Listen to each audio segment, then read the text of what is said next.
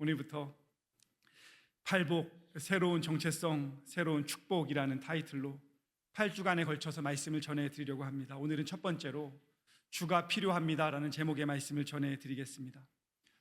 마태복음 5장부터 7장은 예수님께서 산에서 전해주신 설교라고 하여 산상수훈으로 부릅니다. 이 말씀은 마태복음 4장에서부터 연결이 되는데요, 예수님께서 갈릴리 지역을 다니시면서 복음을 선포하시면서 병든 자들이 고쳐주셨다는 소문이 퍼졌고 많은 사람들이 예수님을 따라다녔습니다. 다른 이유도 있었겠지만 각종 질병으로 인해 고통 중에 있던 사람들을 예수님께서 고쳐주신 사건의 파급력이 가장 컸을 겁니다. 오늘 본문 1절에 보면 예수님께서는 자신을 따라온 무리를 모신 후에 산으로 올라가 앉으시고 그러자 제자들이 예수님께 나아왔습니다. 수많은 무리가 제자의 범위로 축소가 되었는데요, 여기서 말하는 제자는 12제자만을 일컫는 것은 아니고 무리의 범주를 넘어서 예수님의 가르침을 따르기로 결심한 사람들을 가리킵니다. 10여 년 전 미국의 카일 아이들먼이라고 하는 목사님이 쓰신 팬인가 제자인가라는 책이 전 세계적으로 그리고 한국에서도 인기를 끈 적이 있습니다. 이 제목 속에 내용의 핵심이 녹아 있는데요, 그 책은 우리를 향해서 예수님의 수많은 팬 중에 한 사람으로서 믿음 생활을 하고 있는 것인지, 아니면 예수님의 말씀을 진정으로 붙잡고 따라가기 원하는 제자의 삶인지를 묻습니다. 여기서 진정으로 따른다는 것은 그 따름으로 인한 희생까지 포함하는 것이죠. 또 그 책에서는 예수님이 여러분이 사랑하는 여러 물건들과 사람들 중에 하나인지, 원 오브 댐인지, 아니면 예수님이 당신의 인생에서 유일한 분, 내 인생에서 이거를 빼고 저거를 빼고 이거를 내려놓고 하다 보면 예수님이 내 인생의 유일한 분으로 남아있는 것인지를 묻습니다. 여러분, 무리 중에 한 사람이 아닌 제자의 모습으로 믿음의 길을 걸어가라고 성경은 반복적으로 우리를 초청합니다. 예수님은 우리의 마음을 다 아시고 우리의 마음을 보십니다. 요한복음 4장을 보면 사마리아 여인의 상처와 외로움으로 뒤덮인 인생을 다른 사람들은 보지 못했지만 예수님은 보고 계셨습니다. 아니, 저 같은 평범한 목사도요, 한 교회에서 부임을 해서 성도님들을 만나서 교제를 하다 보면 어떤 성도님이 무리 중에 한 사람이고 어떤 성도님이 예수님을 따르는 제자의 삶을 살려고 애를 쓰시는지가 이게 눈에 들어옵니다. 여러분, 예수님을 따르는 삶에는 이 정도면 됐다, 이만큼면 괜찮다가 없습니다. 저는 우리 예일교회에서 예배드리시는 성도님들이 현재의 모습에 만족하지 마시고 그 정도면 족하다고 생각하지 마시고 어제보다 오늘, 오늘보다 내일 예수님을 더 잘 담기 위해 애쓰고 힘쓰고 그렇게 살아가시는 삶이 되시기를 주님의 이름으로 축복합니다. 예수님께서 산에 앉으셔서 제일 처음 가르치신 말씀이 오늘의 본문입니다. 3절에 보시면 심령이 가난한 자는 복이 있나니 천국이 그들의 것임이요 라고 말씀하셨습니다. 누가복음 6장에서는 심령이라는 표현은 없이 가난한 자라고만 언급이 되었는데 이 산상수훈에서는 심령이 가난한 자로 소개가 됩니다. 여기서 예수님이 언급하신 이 가난은 비참한 상태를 가리키는 표현입니다. 이것은 일시적으로 형편이 어려운 게 아니고요, 한시적으로 누군가의 도움이 필요한 정도가 아닙니다. 다른 사람의 정말 자비로운 관대한 도움이 없이는 굶주린 배를 도저히 채울 수 없는 상태의 가난과 유사합니다. 예수님 당시에도 가난한 사람이 많았다고 합니다. 특히 병자들이 가난했는데 바리새파 사람들은 병자들이 하나님의 저주를 받았기 때문에 가난한 것으로 치부를 했습니다. 반대로 자신들은 하나님의 은혜를 입은 자들이기 때문에 부유하고 지적이며 품위가 있을 뿐 아니라 하나님의 구원까지 확보한 사람들이라고 자부하며 살았습니다. 그런데 하나님은 그런 바리새인들의 마음을 이미 알고 계셨습니다. 예수님은 그들의 마음을 꿰뚫어 보고 계셨습니다. 그래서 산상수훈의 첫 번째 말씀으로 심령이 가난한 자는 복이 있나니 천국이 그들의 것이라고 가르치신 겁니다. 예수님의 말씀은 바리새인은 물론이고 많은 사람들을 혼란에 빠뜨렸음이 분명합니다. 특히 육체의 병이나 가난을 저주로, 부유함은 하나님의 축복으로 여기며 살아갔던 사람들에게 심령이 가난한 자에게 복이 있다는 예수님의 말씀은 매우 당혹스럽게 느껴졌을 겁니다. 아마 지금 이 말씀을 접하시는 성도님들 중에도 이게 무슨 말이지라고 생각이 되시는 분도 계실 겁니다. 사실 우리도 일상을 살아가면서 마음이 가난한 자가 아니라 마음이 부유한 자가 복을 받은 것이라고 여기며 살지 않습니까? 그리고 솔직히 말해서 이 자리에 계신 많은 분들도 그렇게 될 수만 있다면 경제적으로 지금보다 더 풍족해지고 동시에 마음도 여유로워지는 삶, 더 나아가 내가 크리스천이니까 주님과도 동행하는 삶을 다 잘 살아가고 싶지 않으십니까? 경제적으로도 풍족하고 마음도 여유롭고 그러면서 주님과도 내 선택에 따라서 잘 동행하고. TV에서 공직자들 청문회 할 때 보면 살아온 인생이 탈탈 털리지 않습니까? 저분이 예전에 저렇게 했어? 저런 선택을 했었어? 저런 말을 했었어? 몰랐는데 저 아들을 저렇게 키웠어? 딸을 그렇게 키웠어? 그분들 중에는 한 교회의 장로님도 계시고 권사님도 계시고 심지어 목회자 가정도 있는데 경제적으로 조금 더 풍요한 삶을 영위하고자 치열하게 애를 썼던 흔적들, 그 흔적을 위해서 때로는 규칙을 어기고 법을 어기고 그렇게 살아갔던 흔적들이 드러나지 않습니다. 그런데 인정하고 싶지 않지만 이게 우리의 현실인 경우가 많습니다.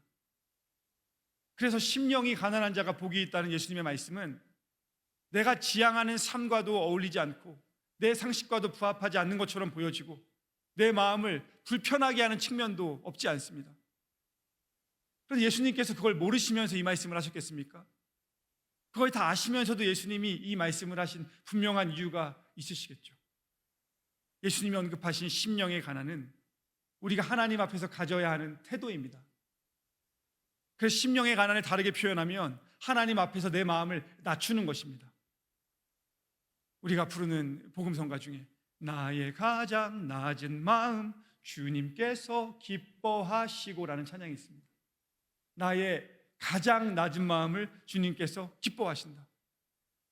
마음을 낮춘다는 것은 어떤 의미이고 또 반대로 마음을 높인다는 것은 무엇일까? 누가복음 18장에서 예수님이 바리새인과 세리의 기도를 비유로 말씀하셨습니다. 두 사람이 기도하러 성전에 올라갔는데 한 사람은 바리새인이고 한 사람은 세리입니다. 바리새인은 자신이 남의 것을 빼앗지 않았고 불의하지 않았고 간음하지 않았고 세리처럼 살지 않았다고 나열합니다.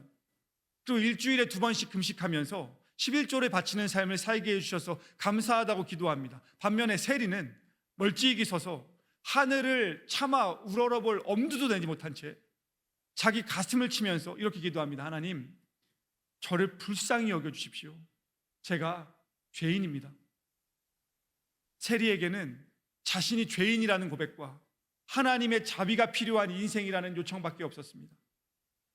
많은 사람들은 바리새인의 기도를 바르고 합당하고 상식적이라고 여겼지만 세리의 기도는 성의 없고 비상식적이고 불경건한 기도로 치부했습니다. 그런데 그 기도를 바라보시는 예수님의 평가가 달랐다는 것입니다. 사람들하고 달랐습니다. 예수님은 의롭다고 인정을 받는 기도는 바리새파 사람의 기도가 아니라 세리의 기도라고 말씀하셨습니다. 이유가 무엇입니까? 예수님이 말씀하십니다. 자기를 높이는 자는 낮아지고 자기를 낮추는 자는 높아지리라. 예수님의 평가는 단순했고 분명했습니다. 바리새인의 기도와 그들의 삶은 자신을 높이는 기도였기 때문에 결국 그 삶은 낮아질 수밖에 없는 것이고, 세리의 기도는 자신을 낮추는 기도였기 때문에 그는 높아진다는 것입니다. 오늘 본문과 연관을 시켜보면 바리새인은 심령이 부유한 사람이었고 세리는 심령이 가난한 사람이었습니다.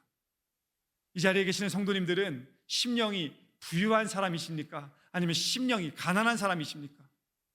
여러분은 믿음 생활을 하시면서 심령이 부유한 사람으로 살아가길 원하십니까? 심령이 점점 더 낮아지는 가난한 사람으로 살아가길 원하십니까? 우리가 믿음으로 걸어간다는 것은 오늘도 나의 마음을 낮추는 것입니다. 여기서 마음을 낮춘다는 것은 내가 주님 앞에서는 내세울 것이 하나도 없는 사람이라는 것을 인정하는 겁니다. 동시에 오직 하나님만이 나의 하나님 되심을 아는 것이고 그 하나님께 은혜를 간구하는 삶입니다. 그래서 신앙의 성숙은 그 사람의 마음이 얼마나 낮은가와 관련이 있습니다. 다르게 말하면 그 사람이 하나님을 얼마나 일상 속에서 많이 인정하며 살아가는가와 관련이 있는 것입니다. 놀라운 하나님의 은혜라는 책에 보면 이런 글귀가 소개됩니다. 영적인 성숙의 증거는 당신이 얼마나 순수한가를 깨닫는 것이 아니라 얼마나 불순한 사람인가를 자각하는 것이다.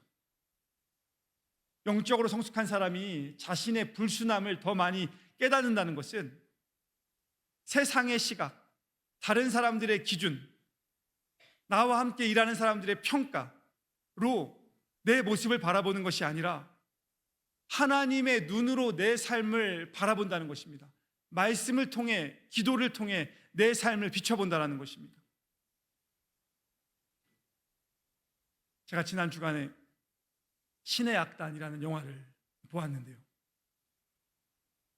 저는 영화관에 가서 영화를 본 게 정말 몇 년 만인지 기억도 잘 나지 않습니다. 큰 기대를 하지 않고 봤는데 은혜를 많이 받았습니다. 기독교적인 영화거든요. 안 보신 분들은 꼭 그 신의 악단 영화 보시기 바랍니다. 부모님들은 자녀들을 데리고 설득하셔서 가서 보시고요, 자녀들은 부모님들을 모시고 가셔서 이 영화를 꼭 보시기 바랍니다. 이제 예배 영상 보시면 저희 어머니한테 연락이 오겠죠. 왜 설교는 그렇게 하면서 너는 부모님을 모시고 안 가냐? 두 분이 잘 보시기 바랍니다.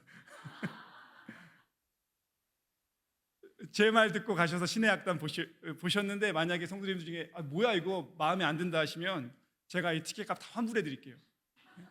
정말 은혜로우니까 꼭 가서 보세요. 제가 스포일러가 되면 안 돼서 줄거리를 말씀드릴 수는 없지만 그 영화를 보면은요, 심령이 가난한 사람들이요, 북한에 살면서 말도 안 되는 현실 속에서 추운 겨울에 하나님의 눈으로, 하나님의 마음으로 자신의 삶을 바라보는 사람들, 상황만 보면 그렇게 할 수 없는 인생인데 진심을 다해 그런 상황 속에서도 찬양을 부르는 사람들, 마치 내가 지금 부르는 이 찬양이 하나님 앞에서 이 땅에서 부르는 마지막 찬양인 것처럼 고백하는 사람들, 심령이 가난한 사람들의 이야기가 나옵니다. 그 영화를 보면서 많은 사람들이 눈물을 흘립니다. 저도 눈물이 났습니다. 내 주변에 있는 다른 사람들을 보면서 눈물이 나지 않았는데 그 영화에 나오는 사람들의 스토리를 보면서 눈물이 났습니다. 심령이 가난한 자들의 모습을 보면서 내 마음에 감동이 되었습니다. 우리가 인간적인 자랑을 가지고 스스로를 높이면 사람들에게 박수와 인정을 받을 수 있는지는 모르겠지만 하나님 앞에서는 복 없는 자가 되는 겁니다. 그래서 사도 바울은 내세울 게 많은 인생이었지만 예수님을 만나고 난 다음에 고백하지 않습니까? 내 주 예수 그리스도를 아는 지식이 가장 고귀하기 때문에 나의 삶의 모든 자랑들을 해로운 것으로 여긴다. 내 마음이 가난할 때에 하나님이 그 마음을 천국으로 채워주신다는 사실을 바울이 알았기 때문에 가능했던 고백입니다. 여러분, 오늘도 여러분 예배에 나오셨습니다. 예배를 위해서, 예배를 통해서 무엇을 기대하십니까? 예배는 하나님 앞에서 나를 높이고 인정을 구하는 시간이 아닙니다. 예배는 오늘도 내가 주님 앞에서 내세울 것이 하나 없는 사람임을 다시 한번 자각하면서 내 마음을 낮추고 하나님의 은혜만을 간절히 사모하는 시간이 되어야 합니다. 이렇듯 예수님이 말씀하신 심령이 가난한 사람은 하나님 없이는 살아갈 수 없다고 고백하는 사람입니다. 오늘 설교의 제목처럼 주님이 필요합니다 라고 말로만 고백하는 사람이 아니라 내 진심을 다해 고백하는 사람입니다. 말뿐인 고백이 아니라 그 고백과 함께 전심으로 하나님을 의지하는 사람입니다. 신의 악단 영화에 보면 방언하는 장면이 나오는데, 그 영화를 보고 온 아들이 밤에 자기 전에 저에게 묻더라고요. 아빠도 방언 기도 해봤어? 제가 대답했습니다. 아빠도 했지. 아빠 지금 방언으로 기도할 수 있어. 아빠 할 수 있지. 근데 아빠는 방언 기도 안 한다고. 그냥 하나님 앞에서 내 이성을 가지고서 최선을 다해 기도한다고 그런 이야기를 했습니다. 그랬더니 아들이 저한테 언제 아빠는 방언을 받았냐고 물어봅니다. 아빠가 20대 후반에 청소년들과 함께 전도사로 사역할 때에 그때 하나님이 아빠가 기도할 때 방언을 주셨어.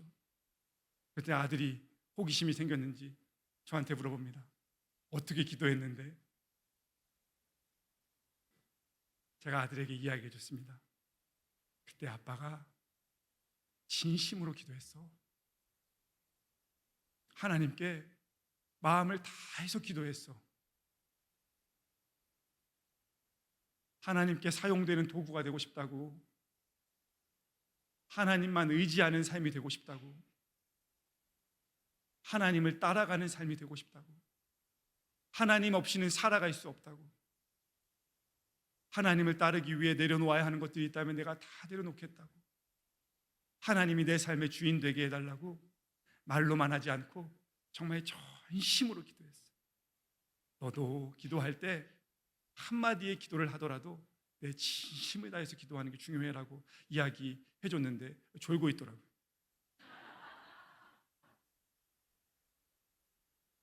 시편을 보면 다윗이 그런 사람이었습니다. 시편 40편에서 다윗이 말합니다. 나는 가난하고 궁핍하오나 주께서는 나를 생각하시오니 주는 나의 도움이시오 나를 건지시는 이시라. 시편 86편에서 다윗은 말합니다. 나는 가난하고 궁핍하오니 주의 귀를 기울여 내게 응답해 주십시오. 다윗은 하나님이 당장 자신을 어떻게 해주지 않으시면 마치 죽게 될 것처럼 다급하게 하나님께 절규합니다. 그런데 여러분, 흥미로운 사실이 있습니다. 이미 우리가 아는 것처럼 다윗은 어느 시점부터는 가난한 사람이 아니었습니다. 다윗은 왕이었습니다. 사람이 소유할 수 있는 모든 것을 소유한 사람이었습니다. 가질 수 있는 모든 것을 가질 수 있는 능력이 있었습니다. 누릴 수 있는 모든 것을 누릴 수 있는 특권이 있었습니다. 굳이 그렇게까지 간절하지 않아도 될 것 같은데 다윗은 자신의 연약함을 하나님께 쭉 나열하면서 하나님의 은혜만을 구합니다. 하나님이 없이는 단 하루도 살아갈 수 없음을 고백합니다. 그렇게 다윗은 다른 사람들이 일반적으로 생각하는 상식이나 수준과는 다르게 하나님의 마음에 자신의 마음을 맞추려고 늘 애를 썼고, 하나님은 그런 다윗을 많이 사랑해 주셨습니다. 다른 사람들이 이 정도면 됐지, 그 정도면 충분하지, 그렇게까지 할 거 있나? 라고 할 때에도 다윗은 하나님, 저는 더 깊은 곳으로 나아가 하나님을 만나고 싶다고, 하나님이 주시는 끝없는 은혜, 한없는 은혜를 경험하고 싶다고, 흘러 넘치는 하나님의 사랑을 경험하고 싶다고. 다윗을 사랑해 주신 하나님께서 오늘 예배에 나오신 성도님들을 사랑해 주시는 은혜가 있기를 주님의 이름으로 축복합니다. 그러기 위해서 우리의 믿음 생활도 늘 적당한 수준이 아니라 더 깊은 곳을 소망하며 살아가야 하겠습니다. 목회자는 왜 존재합니까? 담임 목사는 왜 있어야 합니까? 성도님들은 저를 붙잡고 늘 요청하셔야 됩니다. 목사님, 제가 더 깊은 곳으로 나아가기 위해서 제가 무엇을 해야 하겠습니까? 제가 예수님께 더 가까이 나아가기 위해서 목사님, 제가 무엇을 해야 하겠습니까? 저를 좀 도와주십시오. 저부터 그렇고요, 우리 성도님들이 현재에 만족하지 말고 내가 세워놓은 그 기준에서 더 이상 한 발짝도 나가지 못하는 인생이 아니라 하나님의 능력을 힘입어 조금 더 나아가는 인생, 주님의 손을 붙잡고 더 깊은 곳에 그물을 던지는 인생이 되어야 하지 않겠습니까? 허영호라는 산악인의 이름을 들어보신 적이 있으실 겁니다. 작년에 돌아가셨죠. 허영호 씨는 1987년에 우리나라에서 두 번째로 해발 8,848m 에베레스트 산 등정에 성공하신 분입니다. 이분이 쓰신 글에 보니까 흥미로운 내용이 있더라고요. 허영호 씨가 에베레스트를 등정하실 때에 해발 8,700m 지점에 도달했을 때의 일입니다. 8,848m가 정상이니까 아직 148m가 남아있는데 올라가야 하는 148m가 얼음 절벽이라서 얼마나 더 많은 시간이 소요될지 예측할 수가 없고, 또 과연 내가 이 148m 얼음 절벽을 올라가다가 살 수 있는 건지, 왜냐하면 죽은 사람도 많으니까요. 알 수가 없었답니다. 그때 옆에서 같이 휴식을 취하던 셰르파라고 하죠. 이렇게 등정 높이 할 때에 짐 날라주는 현지인들 있지 않습니까? 그 셰르파가 허영호 씨에게 이렇게 말하더랍니다. 당신 공연히 목숨 걸고 정상까지 올라가지 말고 그냥 이쯤에서 같이 사진 찍고 내려가자. 그러면서 그 셰르파가 흥미로운 이야기를 하는데 이런 말을 하더랍니다. 이 8,700m 지점이 이렇게 돌출이 되어 있기 때문에 여기서 하늘의 배경으로 사진을 찍으면 에베레스트 정상에서 찍는 거랑 똑같다는 거예요. 자기가 경험이 많은데 여기서 찍으면 거기서 찍는 거랑 똑같다는 거예요. 그러면서 그 셰르파가 말하기를, 내가 솔직하게 얘기해 주는데 그동안 자기가 전 세계에서 온 많은 이 산악인들을 이제 안내해서 여기까지 올라왔는데 정말 많은 사람들이 사실은 여기서 사진 찍고 내려갔다고. 근데 그 사람들 다 정상에서 사진 찍었다고 이야기하고 다닌다고. 그러니까 당신도 목숨 걸고 올라가지 말고 여기서 찍고 내려가자. 허영호 씨가요, 이 셰르파의 제안을 이런 지하에 거절했답니다. 그리고는 올라갔대요. 왜 그러냐고 했더니 자기는 8,700m를 마음에 품고 이 에베레스트 산 등정을 시도한 게 아니라 8848, 8,848m의 정상을 내 마음에 품고 꿈꾸며 살아온 인생이기 때문에 이런 지하에 거절하며 행여 내 목숨이 날아가더라도 그 정상으로 올라가기를 소망했다는 겁니다. 저는 하나님을 향한 다윗의 마음이 그와 같았다고 생각을 합니다. 다윗은 다른 사람들의 일반적인 상식이나 합리적인 수준이 아니라 하나님의 마음을 흡족하게 하는 삶을 늘 갈망했기 때문에 그의 심령은 늘 가난을 유지했습니다. 양을 치던 목동일 때에도, 사울에게 쫓기며 도망을 다닐 때에도, 그 후에 왕이 되어서 모든 것을 소유한 부자 중에 부자가 된 이후에도 다윗의 가난한 심령은 희미해지지 않았습니다. 하나님은 그런 다윗을 사랑하셨고 복의 복을 더하셨습니다. 유진 피터스는 심령이 가난한 사람의 상태를 벼랑 끝에 서 있는 사람에 비유합니다. 벼랑 끝에 서 있는 사람이 바라는 것이 무엇이겠습니까? 벼랑 끝에서 여러분 먹고 싶은 것이 생각나겠습니까? 내가 숨겨놓은 금덩이가 생각나겠습니까? 내가 가보지 못한 여행지에 대한 아쉬움이 있겠습니까? 벼랑 끝에 서 있는 사람은 그저 이 한마디 말밖에 할 수 없다는 겁니다. 제발 살려주십시오. 제발 도와주십시오. 이렇듯 벼랑 끝에 서 있다는 것은 스스로의 연약함을 인정하면서 나의 마음을 낮추고 오직 하나님만을 찾는 상태입니다. 다윗의 마음이 그랬습니다. 내 주변에 있는 어떤 것들도 의지하지 않고 오직 하나님만이 내 인생의 위로가 될 수 있다는 것을 깨달으며 하나님만 부르는 것입니다. 그런 진실한 마음으로 하나님께 나아가는 사람들에게 하나님은 다가오신다고 성경은 우리에게 가르쳐 줍니다. 하나님을 가까이 하라, 그리하면 하나님이 가까이 오시리라. 사랑하는 성도 여러분, 심령이 가난한 자들에게는 천국이 예비되어 있다고 하는데 이 천국은 미래에 언젠가 주어질 애매한 약속이 아닙니다. 심령이 가난한 자들은 이미 현재의 삶에서 천국을 누리고 있는 것이며 이 땅에서 옛사람이 아닌 새사람의 옷을 매일매일 입고 있는 것입니다. 이 땅에서의 천국을 누리며 사는 사람에게 왜 미래의 천국이 보장되지 않겠습니까? 사랑하는 예배교회 성도 여러분, 오늘 이 예배에 나온 여러분의 심령은 어떤 심령이십니까? 우리의 심령이 예수님의 마음을 닮아 오늘 조금 더 낮아지기를 소망합니다. 우리에게 주어진 인생의 걸음 속에서 하나님을 조금 더 많이 찾게 되기를 소망합니다. 심령이 가난한 자가 되어서 이 땅에서야 하나님이 주시는 천국을 맛볼 뿐만 아니라 영원한 천국을 향해서 매일매일 한 걸음씩 나아가야 하지 않겠습니까? 오늘 함께 부를 찬양은 십자가를 질 수 있나라는 찬양 불러보려고 합니다. 이 찬양에 보면 2절 가사에 이런 가사가 나옵니다. 너는 기억하고 있나 구원받은 강도를 그가 회개하였을 때 낙원 허락받았다. 우리의 심령 주의 것이니 주님의 형상 만드소서. 주 인도 따라 살아갈 동안 사랑과 충성 늘 바치오리다. 구원받은 한 강도의 이야기를 하면서 그가 회개하였을 때에 낙원을 허락받았다고 합니다. 이것을 다르게 이야기하면 그의 심령이 십자가 위에서 가난해졌을 때에 내가 아무것도 할 수 없는 존재임을 깨닫고 내 옆에 있는 예수 그리스도를 의지하기로 마음을 먹었을 때에 하나님께서 그 마음 가운데 찾아오셨다는 것입니다.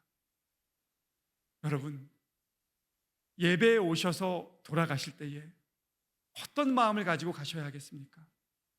저는 오늘 예배를 마치시고 돌아가시는 성도님들의 마음 가운데에 하나님의 은혜와 하나님의 사랑과 하나님의 평안이 함께 하시기를 주님의 이름으로 축복합니다. 그러기 위해서 우리에게 이 예배에서 필요한 마지막 고백은, 주님, 오늘도 저는 주님이 더 필요합니다. 주님이 없이는 살아갈 수가 없습니다. 내가 하나님을 더욱 의지합니다. 주님을 의지하며 살아가는 한 주가 되게 하여 주시옵소서. 이 고백이 저와 성도님들의 고백이 되기를 주님의 이름으로 축복합니다. 우리 함께 찬양하겠습니다.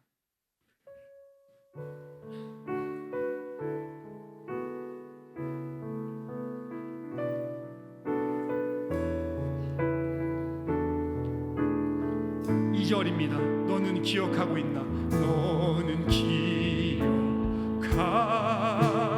있나? 구원받은 강도를 그가 회개하였을 때 낙원 허락받았다.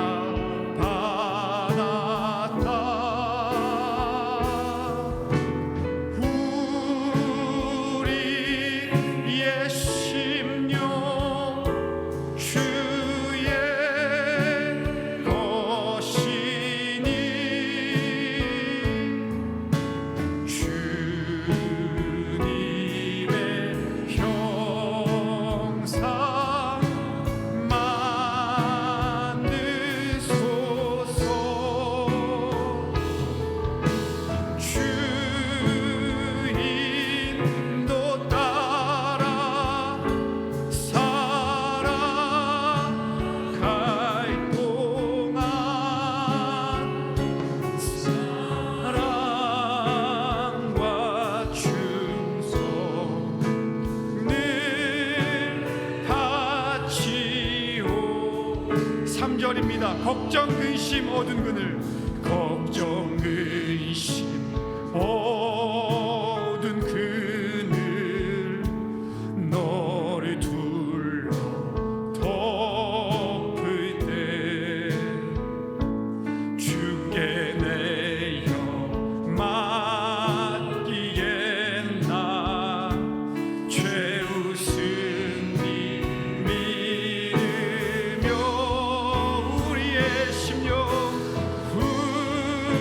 우리의 심령 주의 것이니 주님의 형상 만드소서. 주 인도 따라 살아갈 동안 사랑과 충성 늘. 우리 3절을 한 번 더 하겠습니다.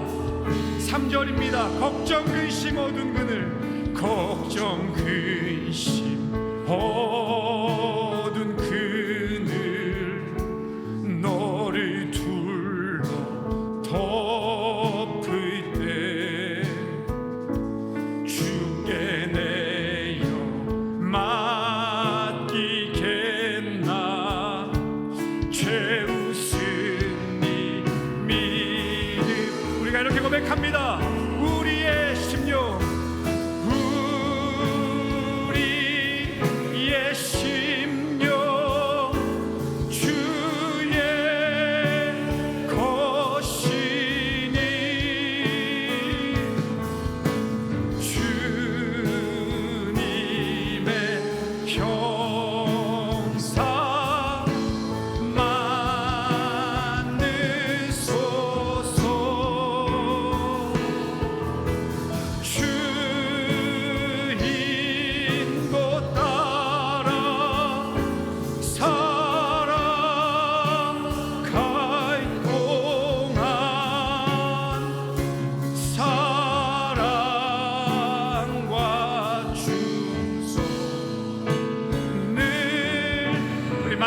함께 한 번 더 같이 고백하겠습니다. 우리의 심령 주의 것이니 우리의 심령 주의 것이니 주님의 평상 만드소서.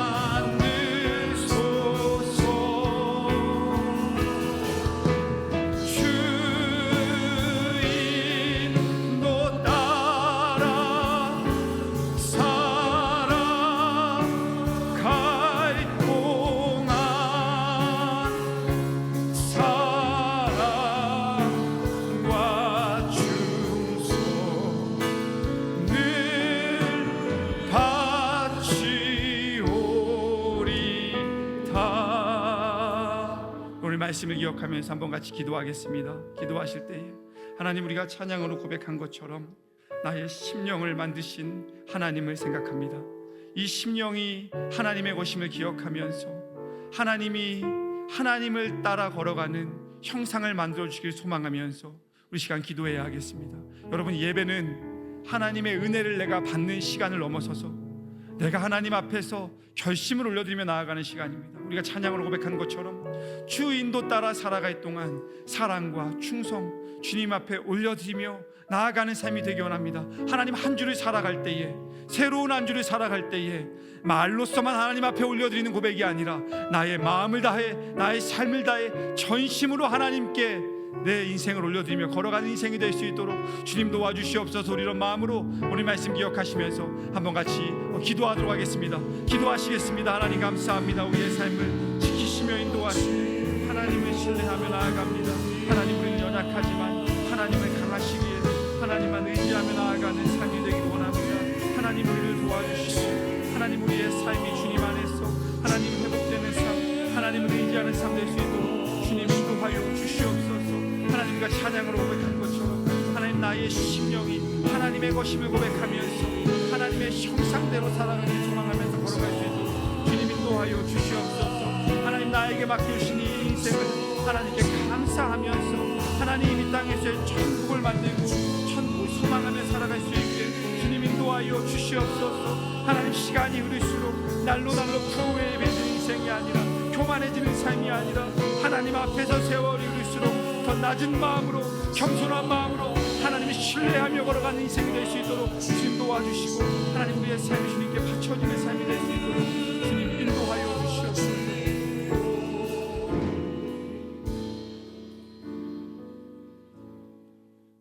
심령이 가난한 자는 복이 있나니 천국이 그들의 것임이라 말씀하셨던 예수님의 가르침을 마음에 생각하면서 하나님, 새로운 한 주간 낮아진 마음으로 하나님과 동행하며 살아가기로 마음에 결심하는 우리 예일교회 모든 성도님들을 주님께서 기억하시고 인도하여 주시옵소서. 하나님, 세상에서의 부유함을 갈망하며 그 삶을 성취하기 위해 애쓰는 인생이 되지 않게 하시고 예수님의 말씀을 기억하면서 예수님이 걸어가셨던 길, 예수님이 초청하시는 길, 예수님이 기뻐하시는 길로 나아가기 위해 조금 더 힘쓰고 조금 더 애쓰고 말씀과 기도를 붙잡고 그 길로 향해 나아간 우리 모두가 될 수 있도록 주님 도와주시옵소서. 이 시간 주님 앞에 나아오며 예배드리며 예물 드리는 손길도 주님께서 기억하여 주시고 이 예물과 함께 우리의 심령을 주님께 올려드릴 때에 하나님께서 그 삶에 찾아가셔서